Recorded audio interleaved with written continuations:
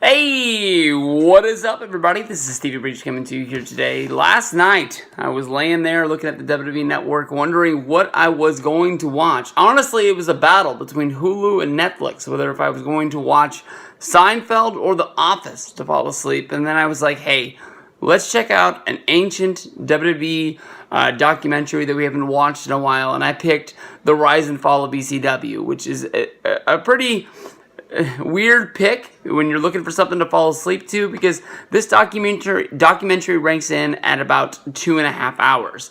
This honestly is probably one of the best documentaries that WWE has ever done with their DVD series.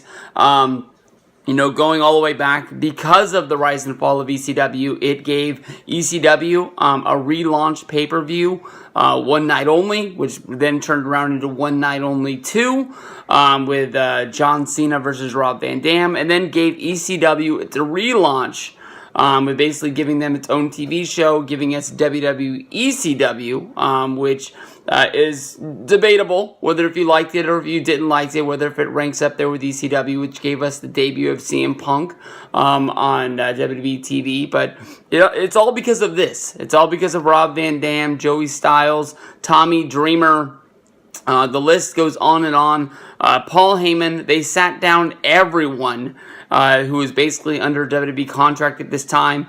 If you go back, I want to say that basically, I don't think Raven is a part of this documentary, but this was done at a time when a lot of ECW talent was under contract, and just about everybody who's anybody is interviewed and is on here. Raven is probably one of the only guys that was wrestling for TNA at the time that this came out. I know that over the next couple of years, guys would leave, but it's not like that NWO The Revolution documentary, where if they would have waited a year, they would have got Bischoff, they would have got new interviews with Hogan and lots of things. All right, now that the introduction is done, I'm more than likely going to have to talk really fast through this time, because 2.5 hours in a matter of 15-minute video is going to be really good. They talk about the early days of ECW, Eastern Championship Wrestling. This was put on by Todd Gordon in Philadelphia,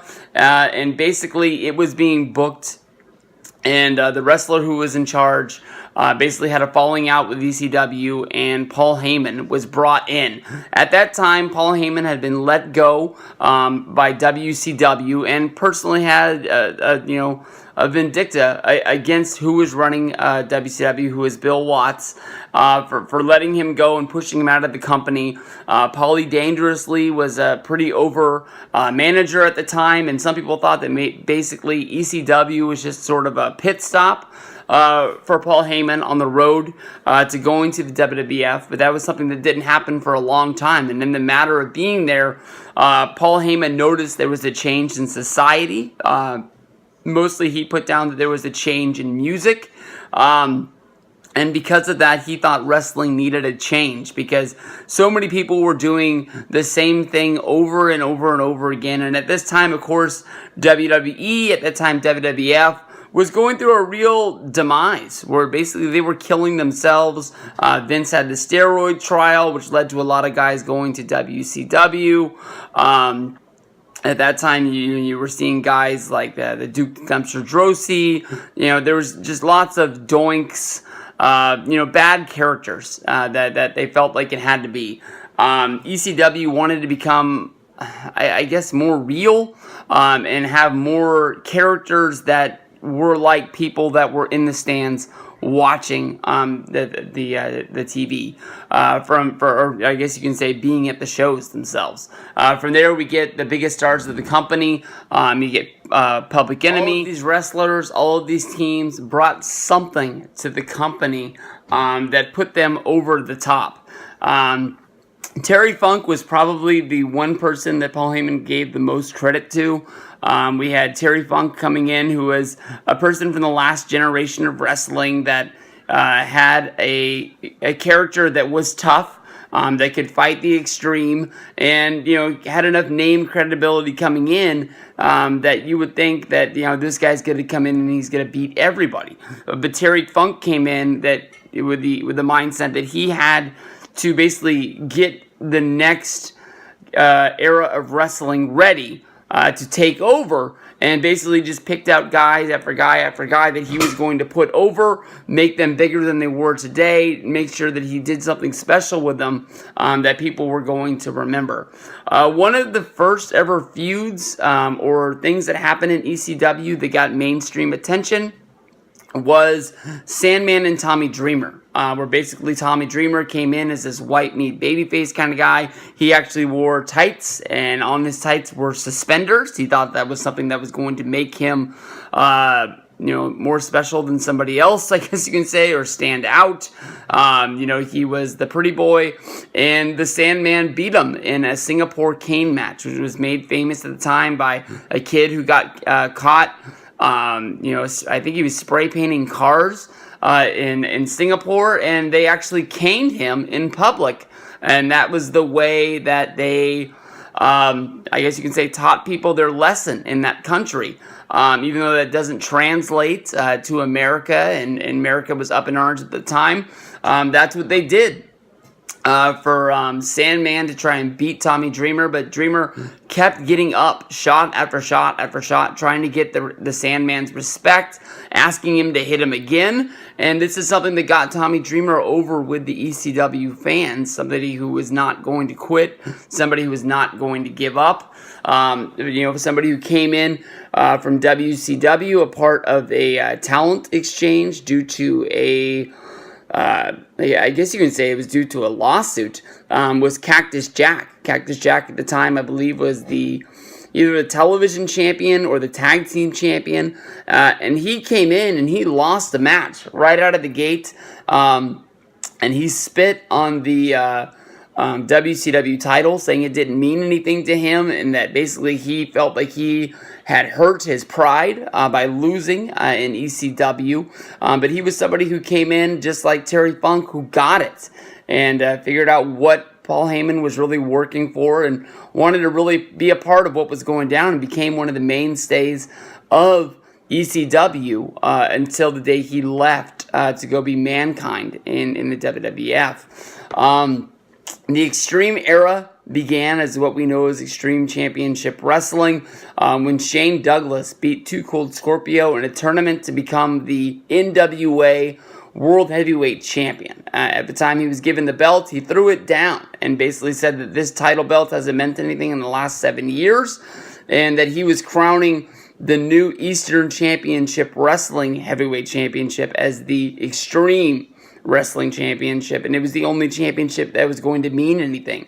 At this point, ECW pulled out of the NWA, and then, christened themselves Extreme Championship Wrestling, moving them into a new direction, which sort of separated them away, and it also was one of those other things that put them on the map to get them going.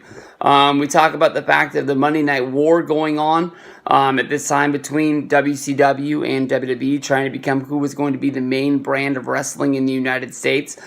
During this, we see a lot of talent from ECW being picked up and being put on their shows. We had a little bit of a squirmel in there because Paul Heyman had become the main booker and sort of taken things over. Todd Gordon, who had started ECW, was still a part of the picture, but mainly was just like a Jack Tunney, or he was just a TV figurehead at the time. But he still had a connection to the company, he still had a connection to the wrestlers, and Terry Taylor from WCW had reached out and basically said, "We'll give you a job in WCW if you can get a main number of talent from ECW to sign and come over." A big part of this was Bill Alfonso, and I don't think we've ever seen a list of what wrestlers were supposed to come, but it all fell out from there, where basically this is where Todd Gordon gets fired because Paul Heyman learns of the scheme. He finds some way to hack into Todd Gordon's cell phone. He plays the voicemails. He plays them for Taz. He plays them for Tommy Dreamer. And this is where basically Todd Gordon exits. Bill Alfonso, who was also a part of the scheme, had a match against Beulah McGillicuddy, where actually he just got the living shit kicked out of himself, and he was able to show ECW as well as the wrestlers, the crew, that, you know, he might have done something wrong, but he still really wanted to be a part of this company, and they kept him on until the dying days of ECW because of that. But even though they were able to stop this one sort of, you know, ECW invasion of WCW, guys were, you know, using ECW as a rotating door. Definitely ECW was not able to compete with WCW style money or WWE style money. So, you know, the people could come work there, they could rise their talent, and then you know, they could leave. People that would take advantage of this were guys like Stevie Richards, you know, who would be in charge of the BWO. Al Snow came over actually in a WWF talent exchange, where basically WWF was signing wrestlers, didn't have a place for them to be on television, but wanted to get them exposure, wanted to get them over, and would send them to ECW to wrestle in front of a live crowd, almost like their own developmental. Al Snow came in. Basically, they found a head gimmick that worked for him, where he basically talked to the head. This is where this was born, and you know, it kept going from there. One of the big stories in the Rise and Fall of ECW would be ECW needing to make more money to be able to stay afloat. And one of the things that they needed to be able to do, because they were living on syndication fees, was basically get on pay-per-view, where fans could buy their shows once a month to watch the pay-per-views, and that would be a lot of money that would come in to help pay for wrestlers and help pay for production costs, travel, lots of other things. And they were on the board, where ECW finally fought hard enough to get their own ECW pay-per-view, and then it was all killed because of an incident that happened called the Mass Transit Incident, where basically one wrestler could not make the show. I believe it was Axel Rotten, and had to be replaced by a local talent. This local talent that came to ECW said that they were a trained wrestler, said they were over the age of 18, and then over the course of setting this matchup, found out the fact that this wrestler wasn't trained, lied about their age, and they still put him in the ring. New Jack, basically was supposed to just beat the living shit out of this guy, make him bleed. But, you know, one of the things that wrestlers learn is that, you know, giving yourself your first blade job is not as easy as it thinks, because you start getting in your mind this is going to hurt. And New Jack was, you know, telling this guy to blade, and he wouldn't do it. Finally, New Jack just did it himself and just beat the living crap out of this kid and left him laying there, which was later turned into big lawsuits with the son's father suing the company.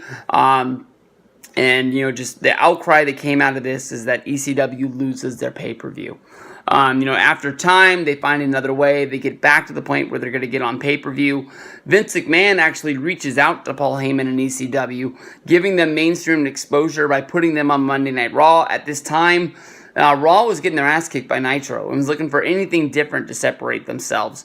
So through this, we see Chris Candido, we see Sabu, we see Taz, we see the Dudleys, we see Rob Van Dam, all for the first time on Monday Night Raw, setting up a WWE versus ECW style of rivalry. We see,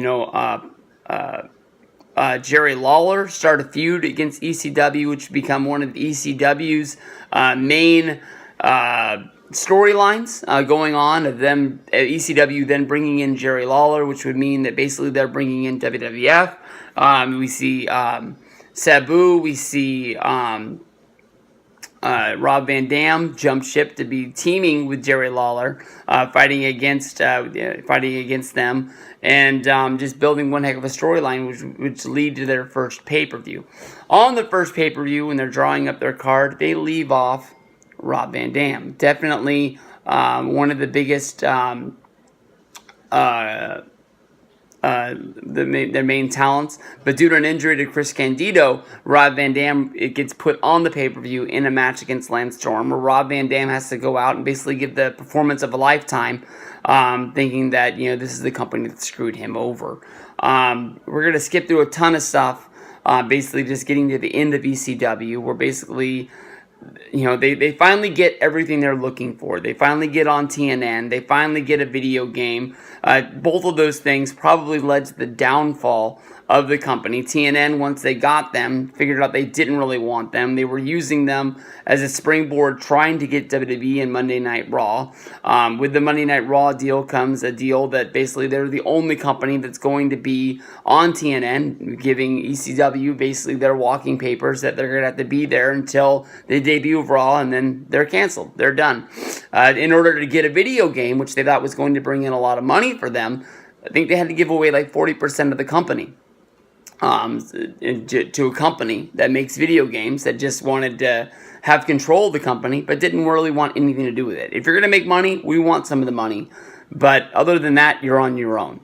So that sort of screws them over. Once they get the TNN deals, Taz and the Dudleys leave ECW. Bam, they're done. They were smart. They were able to reinvent characters. Just Incredible became their champion, and sort of rode out the last days. I know other wrestlers sort of stood up and became bigger than they had been at the time. But, the writing was on the wall. I believe it was in 2000, 2001. ECW closed the doors and they were done. Paul Heyman debuted on Monday Night Raw, and that was kind of like, all right, the last things that's going to happen is done. And ECW closed their doors. They ended up going into bankruptcy, where WWF would, buy the licensing fees. They would buy the tape library, and basically everything else was let out to things. But this documentary they did way better than they ever thought they would do. I mean, this sold millions of copies. I'm sure that they thought it was going to sell hundreds of thousands of copies. And it led to the birth of ECW, getting a comeback of pay-per-views as well as their own TV shows. So if you haven't seen this, if you've never seen this, it's on the WWE Network. I'm sure you can pick up this documentary on Amazon, used for just a couple of bucks, and it'll get dusty. Just like mine. Peace out, everybody.